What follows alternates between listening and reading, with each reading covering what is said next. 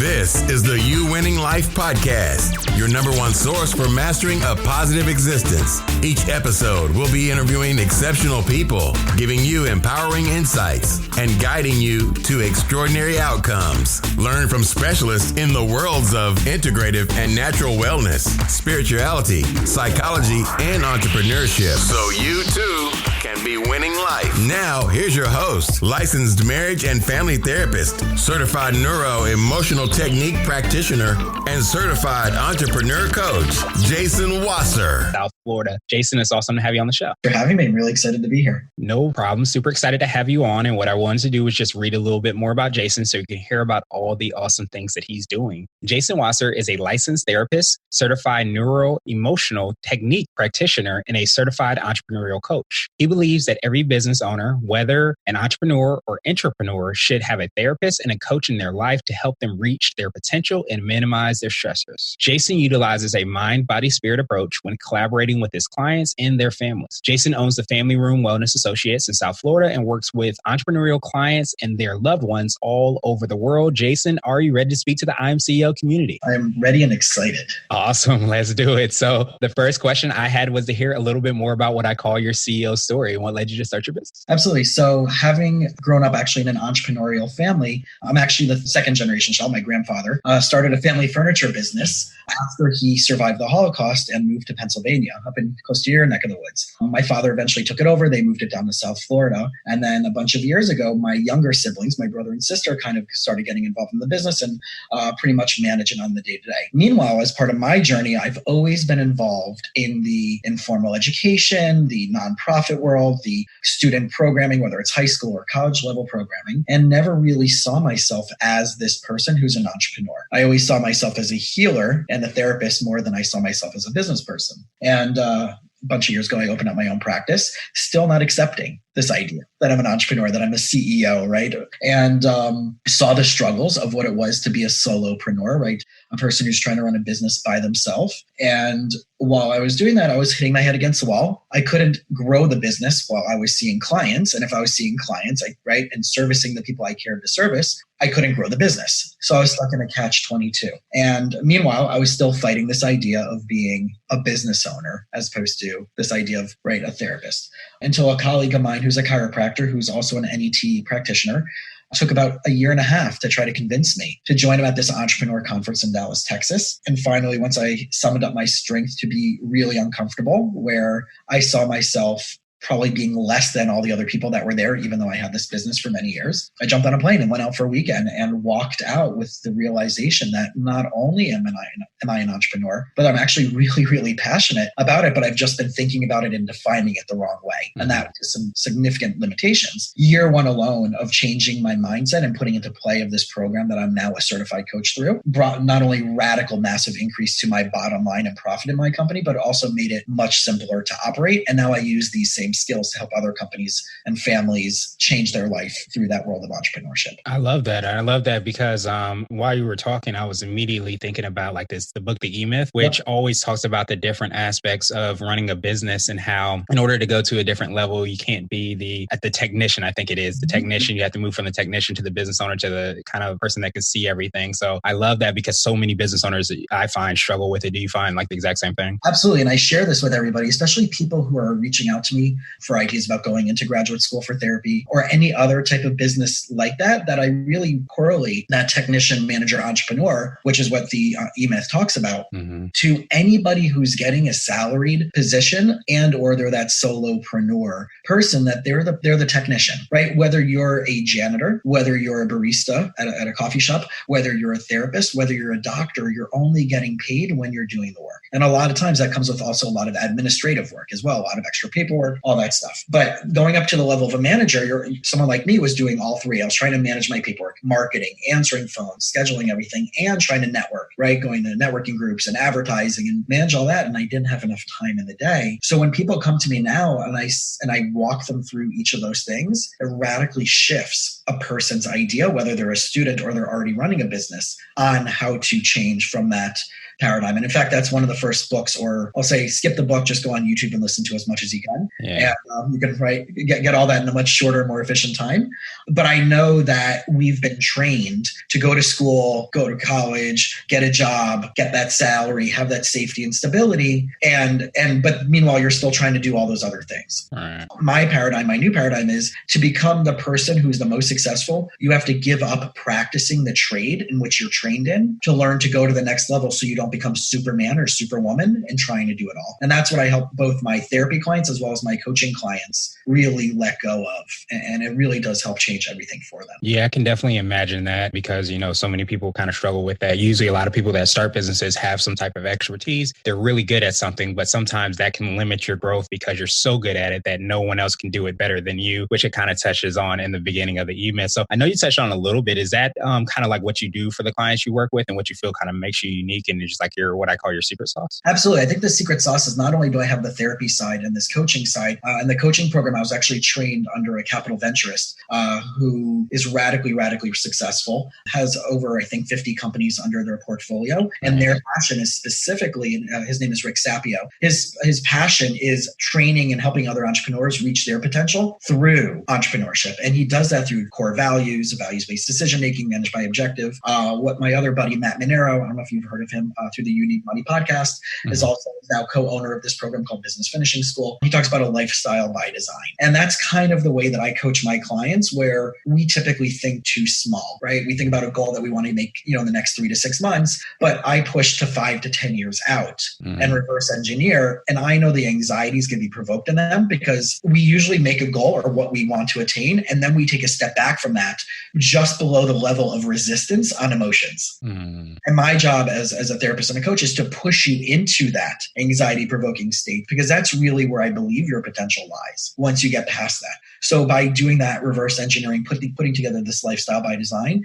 and then when my clients are in person with me, I throw a neuro-emotional technique at them, which is a mind-body stress reduction protocol. We find out what the self-sabotaging, self-limiting stories are that hold them back. You combine the therapy, the coaching, and the NET, and you have a game changer that I don't believe anybody else in the world is doing. What I wanted to do was switch gears a little bit and ask you for what I call a CEO hack. And this might be an Apple book or a habit that you have, but it's something that makes you more effective and efficient. So one of my favorite things through this program that I'm a certified coach through was the accountability groups, right? There's so many masterminds out there. Everybody's offering a mastermind, which I see more as like a first buy-in sale to get that person to buy more of your products. What I mean by this situation is that you find 2, 3, 4 other like-minded people that are equally committed to doing the work through a very specific lens to help you get to a goal in each of your personal and professional lives. So for example, I have through this program, I have 2 other people that I work with. One's a chiropractor out in Portland, Oregon. Another one's a buddy here in South Florida who is a business coach and also does kind of like outsourced CEO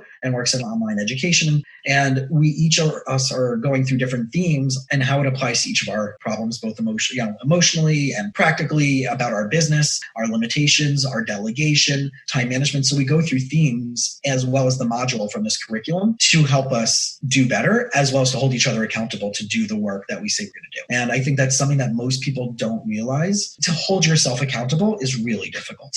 And a lot of people don't have that. And that's why all these great books out there, The Way of the Seal and all these things about like how do you get up and rise and grind and all those things, all these cliche phrases. But to be in a space where you are holding someone else accountable and they're holding you accountable is radically part of the success factor. Yeah, I would definitely agree with that. A lot of people say, how successful you are is determined by your environment. And if you want to, and even you touched on it a little bit when you mentioned that you went to the conference and you said you felt like you weren't up to the par with these other people, but you put yourself in that environment and all of a sudden you start to manifest itself. So doing that on a regular basis, like you guys are doing, I think that's definitely a great CEO hack. Well, and I think that's also part of that story, right? That people carry about their success factor. Right? I was a scholarship kid, and to know that, and I also wasn't a great student. I barely graduated high school. To know that not only am I a successful therapist with a great reputation, but to know that I came from a parent's divorce, scholarship, right? Not doing really well in high school, and then finding out what I'm passionate about, and then putting myself in that environment.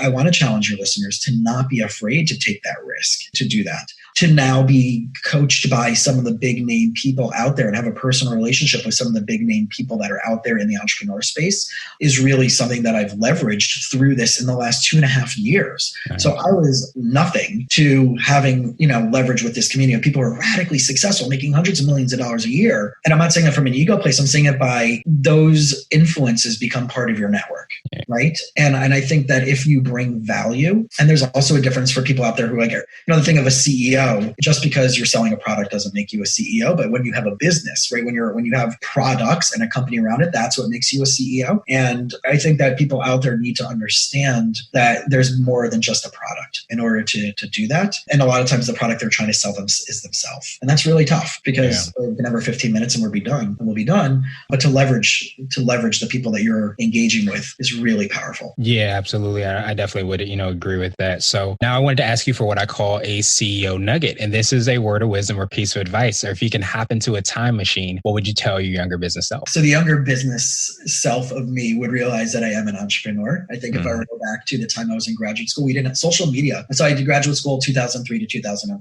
And that was right after Facebook got started. No one was using social media for business. I think maybe around that time, Gary Vee was probably the only guy who was using AdWords and for all this stuff. But no one was leveraging a personal brand. So I have two friends from here in South Florida who just started their graduate school. They're twin sisters, and they just started the family therapy program that I'm in. And I said, throughout your from day one you start, create an Instagram that's just your professional Instagram. So by the time you graduate, you have 2 years of graduation until you graduate, and then you have another 2 years until you get fully licensed. That's 4 years to build up a social media presence in your brand in that time frame. So that night I got requests from both of them on Insta with their business brand, right? With their therapist brand. And this is something that I feel like if, and I agree 100% with Gary Vee, if you don't have a brand, if you're not leveraging social media, not to tell us what you do, but to show what you do, how do you solve the problem? What's the problem you're trying to solve? I wish I knew that back then. And I also realized that and this is something I teach my clients, is that entrepreneurship, I 100% believe, is a therapeutic modality, that you can heal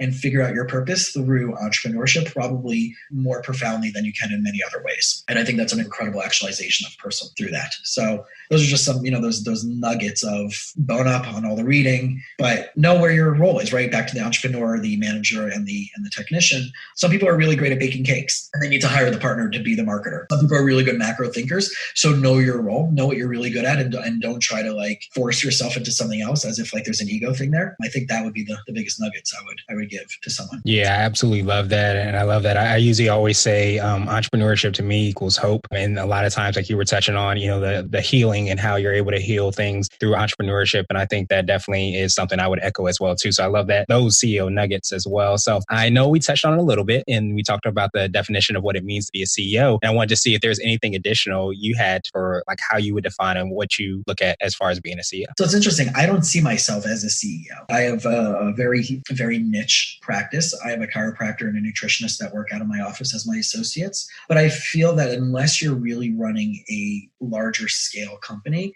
this idea of having this of CEO, really people are still holding on to that Superman, Superwoman principle. And I think to really be a CEO means that you are a master at delegation. You're a master of implementing and getting people around you that are aligned with core values of your business.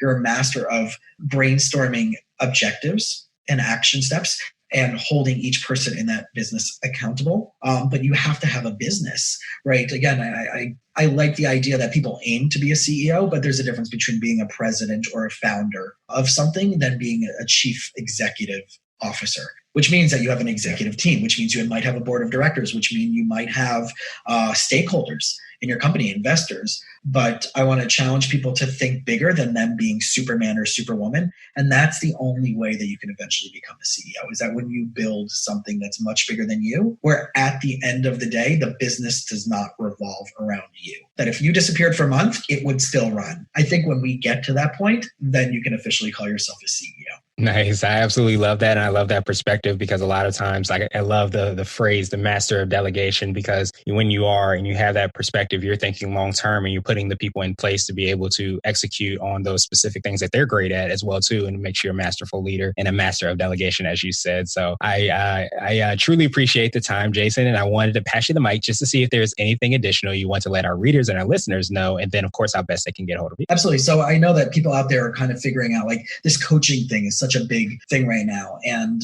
I really want to make sure that people know where to go and where to look for coaching. And obviously, I'm not here to be the therapist and coach for everybody. As a therapist, I can only see people that live in the state of Florida. But when I'm doing coaching, the background that I have as a therapist is where I can separate between what's an emotional challenge and what's a solution-focused challenge, is to find someone who does have that background in solution-focused work. Unfortunately, a lot of times there are coaches out there that are doing therapy. And unfortunately, that also, you can wake up in the morning tomorrow and anybody can call themselves a coach. So know who you're working with, know what their experience has truly been, and know the difference between working on a therapeutic issue and a coaching issue.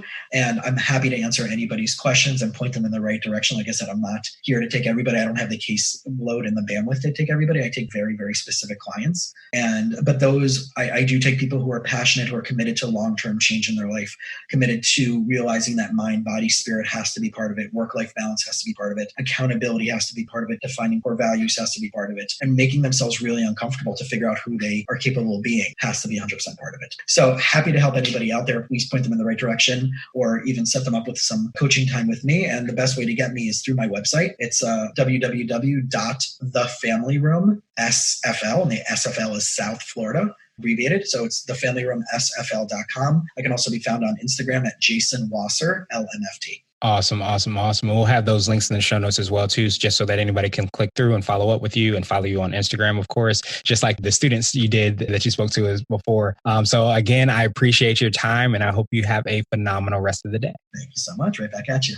Thank you for listening to the I Am CEO podcast powered by Blue 16 Media. Tune in next time and visit us at imceo.co. I Am CEO is not just a phrase, it's a community. Be sure to follow us on social media and subscribe to our podcast on iTunes, Google Play, and everywhere you listen to podcasts. Subscribe and leave us a 5-star rating. Grab CEO Gear at www.ceogear.co. This has been the I Am CEO podcast with Gresham Harkless. Thank you for listening.